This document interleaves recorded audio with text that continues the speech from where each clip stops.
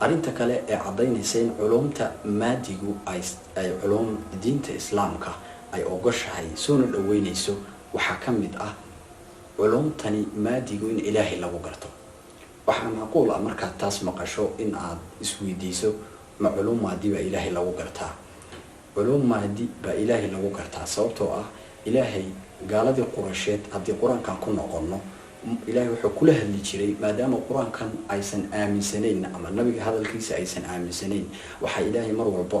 si ay u fikiraan weydiin jiray war booraha yaa abuuray war cirkan yaa abuuray war yaa waxa kan sameeyay yani dhulkan yaa idin maaragtay idin goglay war cirka sidan ayaa sameeyay yani waa culuum tabiica waa lagaga dhaadhicinaya maskaxdooda waa kaad aragtay afala yanzuruna ila al-ibli kayfa khuliqat wa ila as-samaa'i kayfa rufi'at yani kownkan bu ilaahay وربا إنه مسكح أهان عقل جوده بل أنتو شقيه إن أي وحكو فهمان وحكالو أرين عجيب آيات ماركتي إلهي آيات قرآن كوحا إلهي كشيغي علوم الطبيعة أي إلهي قرآن كبشيكي بني آدم كالدوان درتا كالدوان مذنبضة كالدوان يعني علوم الطبيعة وهي مركا حيواناتك iyo maaragtay waxa kan bu ilaahay ka hadlay booraha ayuu ka hadlay hadana ilaahay markuu intaas ka soo hadlay waxa uu yiri inna ma yakhsha Allah min ibadihi ulama waxa ilaahay ka baqa adoomadiisa culimada ah waxa uu sheekhu leeyahay iyada oo culuum tabiica laga hadlayay oo koonka iyo waxa ku nool ilaahay ka hadlayay ayaa ilaahay wuxuu yiri inna ma yakhsha Allah min ibadihi taas waxay inoo cadaynaysaa in hatta culimada ama dadka aqoonta maadiga ah markay aqoon dhab abartaan in marka dambe ay u dhaweynayso in ay ilaahay gartaan waxa ilaahay quraan ku leeyahay alam tara anna allaha anzala min as-samaa'i ma'an fa akhrajna bihi thamaratin mukhtalifan alwanuha wa min al-jibali jududun baydun wa humrun mutwa ulum tabiici ah oo ay soo saarayso biyaha oo ilaahay cirka ka keenayo markii intaas laga hadlay ba ilaahay wuxuu yiri inna ma yakhsha allaha min ibadihi ulama taas oo cadaynaysa in qofku علوم مادية حتى هدو برتو إنه إلهي علوم مادي أو ربعة أو أقون صح معها أقون كودية أو مارتي ورقة من له قري أقون ربعة مركيتها إنه قفك حتى إلهي كوكران كرو وحكالو كامد وحولي مركاسي علومتا بيها إيو مارتي ديرتا إيو حيواناتك إيو بني آدمك لما أنت علومتا صعلين وعلوم حديثي ربعة قفك وبرتو إلهي ودوين كرت معجزات وإلهي مارك تقف على كاسكته سأمو قفكو أركيو وإلهي بيدي سنريهم آياتنا في الآفاق واحد سالو سوقاتي نكي سينسيان كي ويناي أينشتاين وعالم رجال بيت والمسلم أهين أيوها وحو أقون ولها علوم الليلة علوم الفضاء أيو أقون وين ولها كوكب كان ماركتي الدنيا أيو أقون وين ولها sidoo kale kookabyada kale ee jira ayagana culumul fadaa oo dhan marka la isku geeyo ayuu ninkani aqoon dheer u lahaa waana maaragtay ninkii nadariyada luneerka ay ka soo booqatay asaaskeeda lahaa waxa ninkan aragtidiisii iyo aqoontiisii ay gaarsiisay ayuu leeyahay in uu ilaahay yani inuu ogaaday dunidan inay jirto awood maamusha waxa uu yiri yani waraa hada al-kawn quwwa khariqa la a'rifuha adduunkan waxa ka dambeeya awood aanan aqliga bani aadam keeni karin oo aanan garanaynin ayuu leeyahay macnaha aqoontiisii maadiga waxay gaarsiisay in uu ogaado inuusan adduunkani si automatic isu wadin ama sauna iska imanin waxa ayna gaarsiisay inuu ogaaday inay jirto awood dunida tan maamulaysa laakiin waxa uu yiri ma garanayo ma uusan rumaynin ilaahay laakiin waxa uu ogaaday in awood dunida maamulaysa oo laba aan ahayn hatta saddex aan ahayn hal awood oo dunida tan maamulaysa inay jiraan culimo waxa ka wada culimo badan oo maadigaasi ku takhasustay oo bulshooyinkooda yani u ahaa maaragtay dad hor socda ayaa ku soo islaamay oo diintii islaamka ku soo weecatay markii ay culumtaasi u horseeday in ay ogaadaan in uu ilaahay subxaanahu wa ta'ala dunida tan uu maamulayo waxa kaloo kamid يعني waxyaabaha ku cadeynaya culumta maadiga ay tahay culum aan laga maarmin muslimiinta aysan ka maarmi kareenin nusuus badan oo quraanka ku jirta waxa maanta lagu fahmi karaa ama si fiican loogu sii fahmi karaa markii aan baranno culumtan maadiga gaar ahaanna waxay sababi kartaa markaasi in dad badan ay fahmaan waxyaabo badan oo quraanka u ka hadlay oo qeyb ah ama se mucjizooyin aan idhaahday in ay dhab tahay oo kadibna ay sidaas ku rumaynayaan. tusaale in dayaxa nebi maxamed xilligiisii sallallahu alayhi wasallam ilaahay laba u qaybiyey oo quraysh mucjize ahaan loogu tusay. waa mid qofka aan muslimka ahayn haddii loo sheego uusan aamini karaynin, balse maanta culumtan maadiga iyo aqoontan maanta dunidu gaadhay waxaa la ogaaday dayaxu in yani saynisyahanada tegay waxay sheegeen in uu leeyahay dilaac waa hore ama waqti hore wax dilaacay oo kale uu u egyahay. arrintaas nin ayay ku sababtay ama waxay ku sababtay inuu diinta islaamka qaato. waxa uu tviyada ka daawaday yani diinta islaamka oo leeyahay waxaa ku jirta aayad quraan oo sheegaysa dayaxa in laba loo qaybiyey. waxa uu leeyahay arrintaasi markii aan arkay yani waan qaadan waayey, balse markii aan arkay saynisyahanadii oo tegay dayaxii arrintaana soo sheegay baan quraankii dib u eegay, dib u akhriyey, yani tafsiiradii laga qoray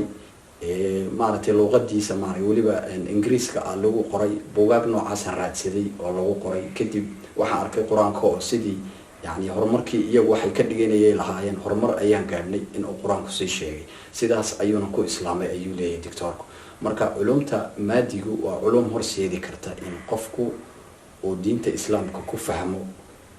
waa laga yaabaa inaynan dee dad badani ku islaamin, balse dad badan iyo culimo badan oo reer galbeed iyo dadkaas muslimka aan ahayn ay lahaayeen oo markii dambe kusoo islaamay ayaa jira.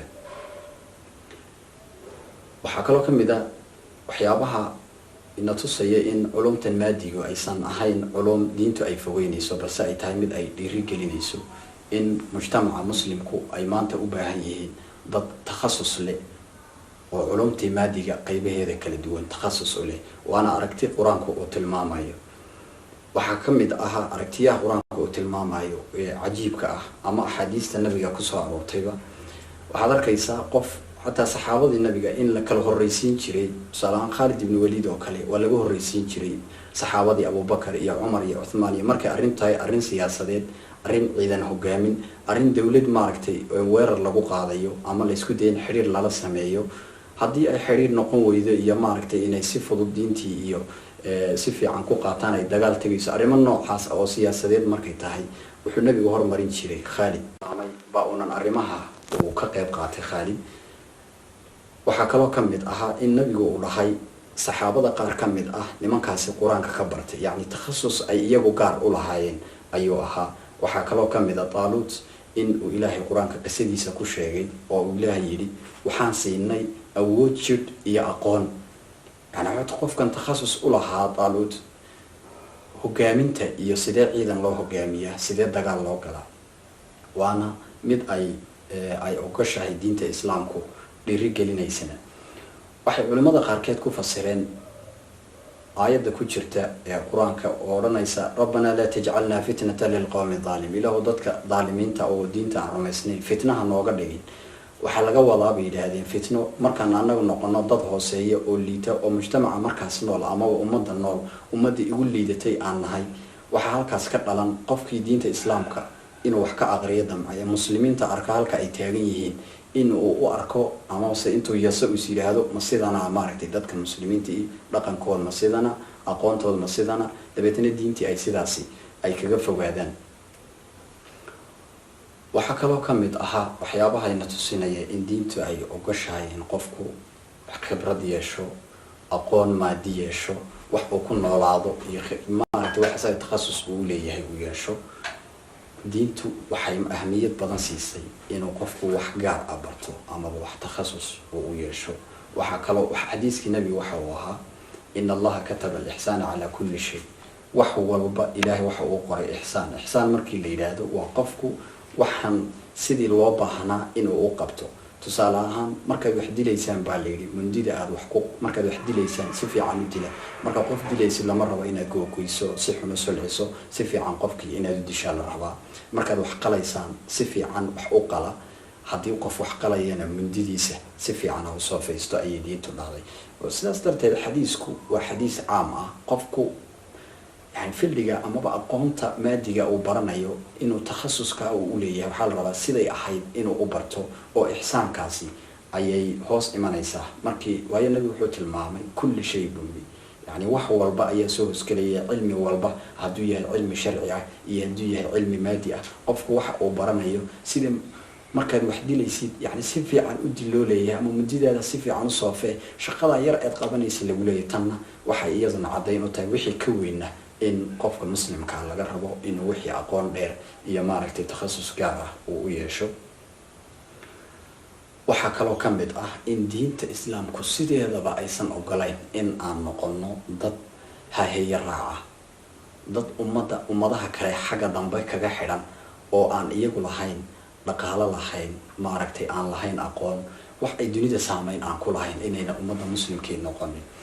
nadariyadaasna amaba aragtidaasi waa mid qur-aanku bilowgiisiiba uu diiday qurayshna maaragtay wixii ay ku doodayeen ay ahayd inuu qofku meel ku dheganaado oo uusan fikirin diintu ma ogolo qofku inuu fikiro wax soo saar sameeyo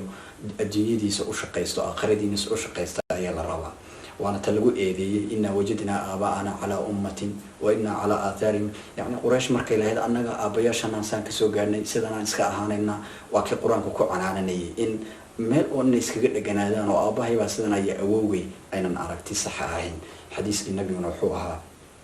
لا تكونوا إماعة تقولون إن أحسن الناس أحسننا وإن ظلموا ظلمنا ولكن وطنوا أنفسكم إن أحسن الناس أحسنتم أن تحسنوا وإن أساءوا فلا تظلموا يعني نبي حولي هاي هنقولنا هايرة أمت أن لحين مصدر يميل أي معركة شريعة دين تيدي عن كل رقمين أو عدوى بيسكر هذا هنقولنا أمت هذا أقول مادي يتو شريعة هايوة هذا واحد نرش بني آدم ككسابسا يا واحد دين يا مع شريعة كسابسا بعد نقولنا ضد عدة أرقام بيسكر وحنا نقطان بولي هاي ضد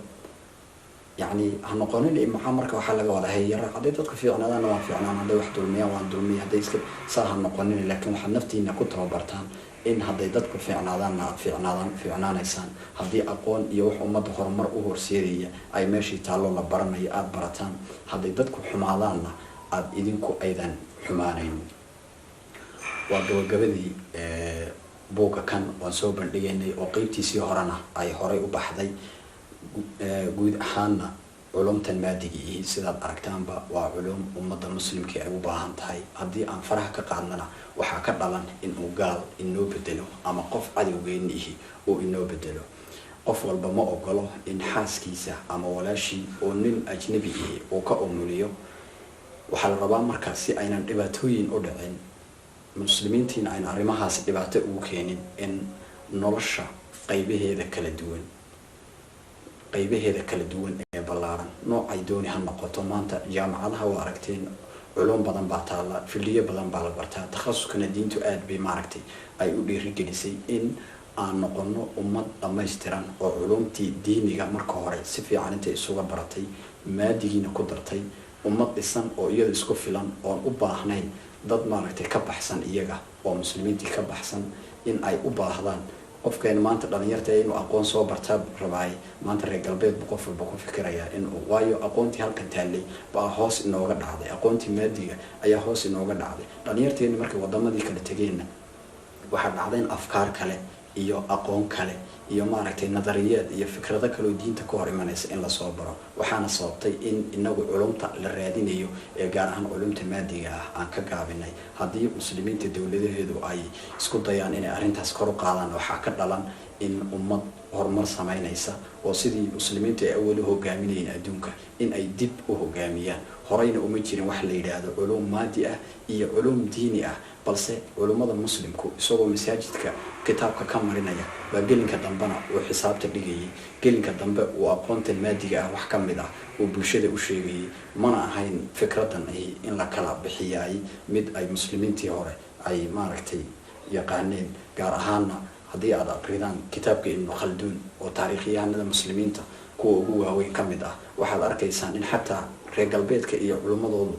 librariyadooda xataa in kitaabkiisa lagu darso loona arko inuu yahay ninkii mu'assiska u ahaa cilmiga bulshada salka u dhigay inuu ahaa qof muslim ah ama caalim muslim ah ayuuna ahaa insha Allah waxaan rajaynayaa in muslimiinta fariintaasi gaar ahaan dhalinyarta Soomaaliyeed ay soo gaadhay qaar badan ay ku baraarugi doonaan haddii Allah idmo. السلام عليكم ورحمة الله وبركاته.